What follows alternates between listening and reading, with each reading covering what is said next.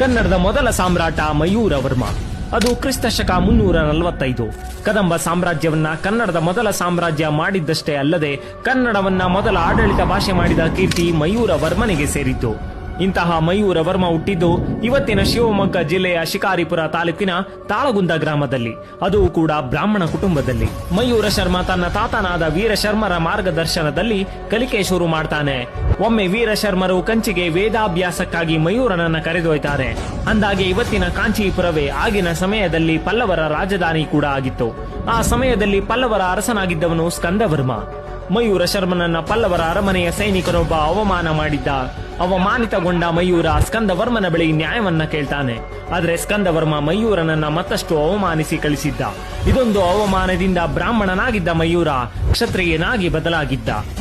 ವೇದಾಭ್ಯಾಸ ಮಾಡ್ತಿದ್ದವನು ಯುದ್ಧ ಕಲೆಗಳನ್ನ ಕಲಿಯೋಕೆ ಶುರು ಮಾಡಿ ಶಸ್ತ್ರಾಸ್ತ್ರಗಳನ್ನ ಕರಗತ ಮಾಡಿಕೊಳ್ತಾನೆ. ಈ ಬೆಳವಣಿಗೆ ಕಂಡ ಪಲ್ಲವರು ಮಯೂರ ಶರ್ಮನನ್ನ ಬಂಧಿಸಲು ಆದೇಶ ನೀಡ್ತಾರೆ.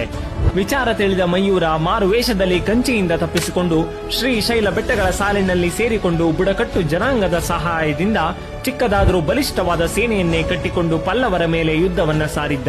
ಶ್ರೀಶೈಲದಲ್ಲಿ ನಡೆದ ಆ ಯುದ್ಧದಲ್ಲಿ ಪಲ್ಲವರನ್ನ ಮಣಿಸಿ ಮಯೂರ ಶರ್ಮ ಮಯೂರ ವರ್ಮನಾಗಿ ಬಿರುದಾಂಕಿತನಾದ.